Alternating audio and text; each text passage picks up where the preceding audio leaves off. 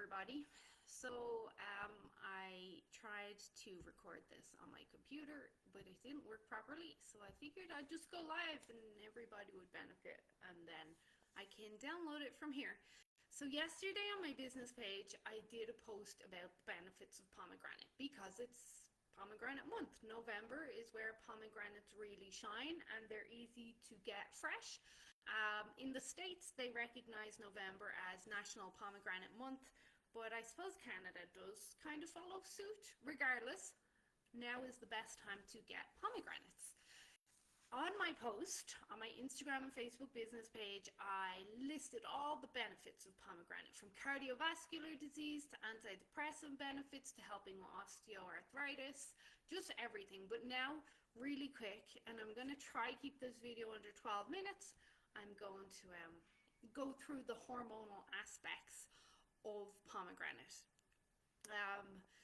So first, many of you will have heard me discuss the doctrine of signatures before, and by the way, I don't expect people to hop on. It's a Friday evening. I hope you're doing something fun. But the doctrine of signatures, which I've spoken about a lot over the years, basically tells us that certain foods in nature tell us what they are good for or what they do for us. The walnut is a great example. You crack a walnut in half, it looks like the brain. We've then got carrots are good for your eyes. Yes, they are. If you chop a carrot, you can see that the carrot looks like an eye and an iris. You've got broccoli, looks like the bronchioli in the lungs, great for your respiratory system. Tomatoes, if you chop a tomato in half, you can see the four chambers representing the four chambers of the heart. Now, pomegranate is another one. You could open a pomegranate and it structurally, anatomically looks like a woman's ovaries, with the seeds being the eggs, but also the venous aspect. If you do a cross-section of a pomegranate beside a picture of an ovary, very, very, very similar. There's been a lot of research on pomegranate over the years, especially as it regards to hormones and supporting hormone health. And one big topic is how pomegranates can help with ovulation, which straight out the gate would make sense if I just said, well, the cross-section shows that it's almost identical to a woman's ovary. Well, then you're like, okay, well then of course it would help. Well, I suppose not that simple, but we're going to get into it. Before I do, though, I want to get just something straight out the gate mentioned, because a lot of my pro-metabolic friends would beg to differ and say, well, pomegranate basically has polyunsaturated fatty acids in it, which are PUFAs, and because of that, it's highly oxidative. But that's not what the literature shows us. Because of pomegranate's very high antioxidant capacity, plus its high levels of tocophenols, pherols, which would be a derivative of vitamin E, which I know my pro-metabolic friends love, that because of this, the polyunsaturated fatty acids in pomegranate are a lot more stable, and they have a way higher heat tolerance before they start to oxidize. Now, some of the the primary dominant fat, along with up to 10% stearic acid in pomegranate seed oil, which those of you that follow me, you'll know that dark chocolate, its primary saturated fat is stearic acid, and that's where a lot of its benefits come from. Well, we've got up to 10% stearic acid in pomegranate too, which is amazing, so good for cardiovascular health. But then the other dominant fat in pomegranate seed oil is punicic acid. So you combine that with pomegranate seed oil's high natural antioxidants, including the polyphenols and tocopherols, again, vitamin E, the bit of linoleic acid, which is really where a lot of the problems with polyunsaturated fatty acids come from, it's less prone to oxidation because of all this. Plus, it has a higher heat point, unlike sesame seed oil or sunflower oil or canola oil, which I definitely do not recommend. In typical oils, where there's like 50 to 70% linoleic acid, which would be the oils I just mentioned, and they have very low antioxidants, even soybean oils, oxidation happens rapidly and at high heat, even without heat, even just in storage in your cupboard. And this then forms very harmful inflammatory lipid peroxidase. And this is where we see a lot of inflammation from the fat. So basically, in polyunsaturated fatty acids, the antioxidants protect the fats from oxidation, but they also protect the human or the consumer as well. And they have the stearic acid saturated fat too, which a lot of these other polyunsaturated fatty acids do not have. Excuse me if I'm speaking too fast. I just want to try keep this video around 10 to 12 minutes if I can. So a lot of the research around pomegranate over the years really has been around, one, how pomegranate helps to support ovulation. That, of course, is going to help with progesterone. But also how pomegranate can help to modulate estrogen on several levels, not just from its phytoestrogen activity. The phytoestrogens in pomegranate act a little bit differently than other phytoestrogens because of its high anti-inflammatory aspect from the stearic acid and all these polyphenols and the vitamin E and the punicic acid. That the activity there is influenced across the board in the body, almost on all metabolic systems, including in the brain. Let's get into it really quick. Again, excuse me if I'm speaking too fast. So pomegranate in itself, like I said, the cross section of a pomegranate looks like a human, a female ovary. We see in the research that pomegranate helps to improve ovarian blood flow, obviously healthy ovulation, which would then promote more progesterone, which at this stage, I think most of you know, progesterone is absolutely essential to women, no matter your age, absolutely essential. But healthy ovulation does require good circulation, especially to the ovaries. It helps with adequate follicular development, and that LH surge that we get mid-cycle that helps to encourage the ovulation and the progesterone boost. So pomegranate in the literature significantly improves blood flow due to its polyphenols. There is some nitric oxide enhancing effects, but again, I would argue they're modulated because of the polyphenol aspect and the vitamin E.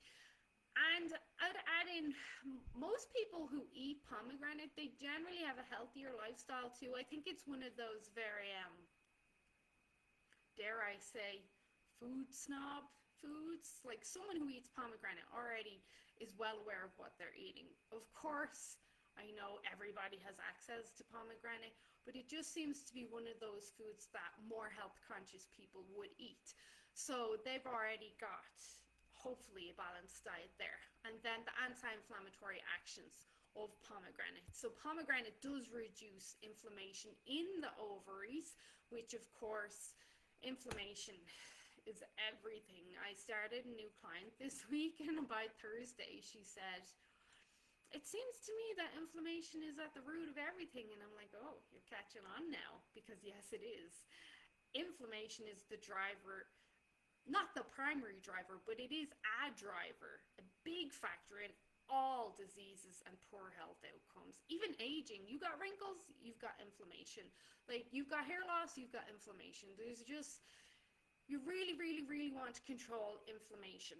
Anyway, so it's involved in PCOS, obviously perimenopause symptoms, stress-related and ovulation, even nutrient deficiencies. Well, pomegranate reduces inflammatory markers on blood panels like CRP, like TNF-alpha, like IL-6. So then lower inflammation means better follicle maturation, which means better chance of strong ovulation, which means better progesterone production. Now, pomegranate helps support healthy estrogen detox. This is really important when you're looking at hormonal balance, Because when we discuss estrogen and estrogen dominance the way me and my colleagues have been doing for the last few years, it's basically the ratio of estrogen to progesterone. Even if you don't have sky high estrogen, if your progesterone's through the floor, your ratio there is still off. You still have more estrogen, therefore you are estrogen dominant. But pomegranate can help, because a big part of that is the detoxification aspect. From inflammation to people with gut issues, constipation, fatty liver, liver stagnation, all of this is going to affect estrogen detoxification. And if you keep having estrogen just back up and back up and back up and recirculate all the time, now you've got a big problem. So when estrogen is like this, where it's very high because it's poorly metabolized and detoxified and it's pushed down the wrong pathways, then we have the symptoms of estrogen dominance, which funnily enough are the symptoms of low progesterone as well. So pomegranate in the literature has been shown to improve estrogen detoxification by not only reducing inflammation at the level of the gut and bringing in those lovely antioxidants, the polyphenols that act like modbiotics. These modbiotics modulate the gut bacteria. That basically means they help the good bacteria proliferate while keeping the bad bacteria low and helping them die off as well. Bad bacteria don't actually like polyphenols. So the more polyphenols you have in your diet, and I learned this a long time ago, and Joel Green actually helped to influence my opinion on polyphenols, and he's on the podcast next week. We're going to discuss this. Polyphenols are very important for fat burning, weight loss, but also for maintaining your weight loss. But with this estrogen detoxification, when you can modulate the good bacteria and keep the bad bacteria down, then you're going to have less of glucuronidation happening, less recirculation of estrogen. Anyway, we see improvement of the 2-OH estrogen pathways, which are your good estrogen pathways, and a reduction in the really bad 4-OH. So these are metabolites in 16-OH that you would see on like a Dutch panel. The higher 2-OH metabolites you have, the less chance you're going to have breast cancer. And we could argue all cancer issues, but the higher 4-OH metabolites you have, especially, that increases your risk for breast cancer. But we see then, along with those improved pathways, we support methylation, which I discussed with Carol the other day on our adrenal fatigue conversation. And then, like I said, with the gut, you support the clearance of estrogen there. So then this helps to reduce estrogen dominance. This will have an impact, of course, on histamine and serotonin, therefore improving mental health outcomes. But this reduction in estrogen will then help to normalize or rebalance those hormone levels. And of course, if you improve ovulation, now you're also bringing up progesterone. So now you're, as people refer to it, balancing hormones better. We see that I mentioned PCOS earlier. Although not everyone with PCOS has insulin resistance, a lot of people have insulin resistance, especially women as they move through perimenopause into postmenopause. We see insulin resistance increases, especially if they're not ovulating, because there's, again, the hormonal balance. Well, we see in the pomegranate studies that pomegranate can lower fasting insulin. It can improve glucose handling, so how your body handles sugar and what it does with it, ideally gets it into the cells to make ATP. But it also improves HOMA-IR in studies. So HOMA-IR is a test used to not only understand how severe your insulin resistance is, but also tell us if you are like pre-diabetic or even diabetic. So better insulin management across the board is good for everything. Myself and Carol the other day discussed how poor blood sugar control really is a factor in all these vasomotor issues, the hot flashes, the night sweats, All these symptoms we see in perimenopause, you have to start with blood sugar. And I've gone over my 12 minutes, so let's wrap this up. So basically, pomegranate is amazing for helping with hormones. One last thing, it also those plant compounds, those polyphenols, some of them which are formed in the gut once your bacteria digest the pomegranate. I kind of describe it to my clients. They make metabolites, like their poop is a metabolite, and they make urolithins and alagitannins as well. And these compounds have been shown to reduce the stress inside the ovarian tissue and reduce the inflammation, protect the follicles from apoptosis, so just sporadic dying off, and improve mitochondrial function in granulosa cells, which improves the health not only of the eggs, but of the blood flow, the integrity of the eggs, and then thus the energy production that the eggs eventually will make. So this then has a ripple effect that should you get pregnant, that fetus is going to have potentially better mitochondrial health there. So then I mentioned the estrogen, histamine, serotonin. There was specific studies looking at pomegranate's effects on mental health and its antidepressive benefits. Now, regardless, there was one study that looked at how estrogen receptors can get modulated in the brain by pomegranates, phytoestrogens, supporting estrogen receptor beta activation in the hypothalamus, which I discussed with Dr. Rosensweet a few months ago on the podcast. We mentioned that you wanted more ER beta activation than ER alpha, especially for breast cancer prevention. These phytoestrogens in the brain can help to normalize that luteinizing hormone surge and support it mid-cycle, but also helps to normalize gonadotropin releasing hormone.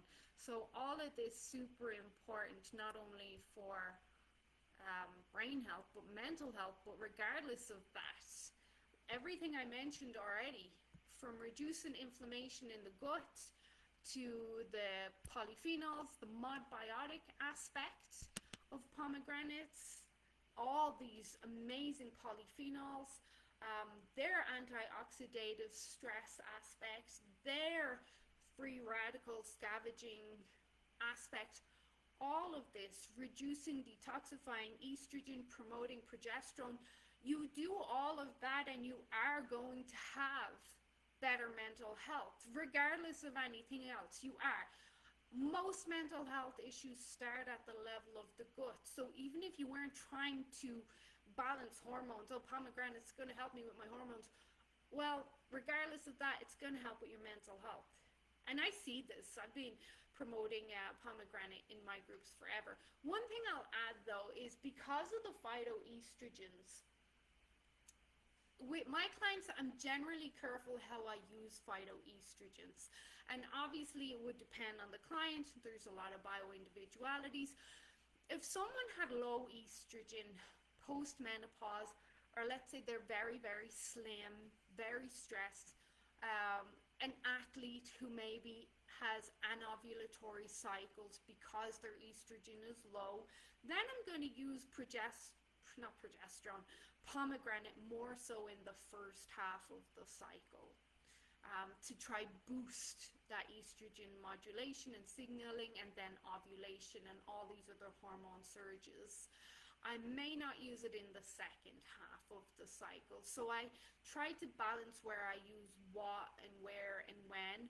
But I think for most people, pomegranate's going to be a good idea in the first half of the cycle.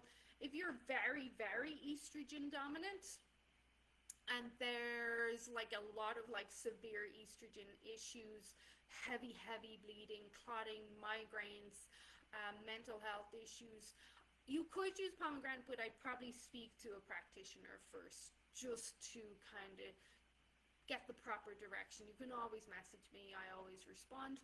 But I hope you guys found this interesting. I went over my 12-minute allowance. We're at 20 minutes. So anyway, go get yourself some pomegranate. They're great regardless. this. Even if you don't want to eat a lot, if you're worried about the phytoestrogens, you just sprinkle a tablespoon onto your salad. It's going to be good. Okay, have a great day, everyone.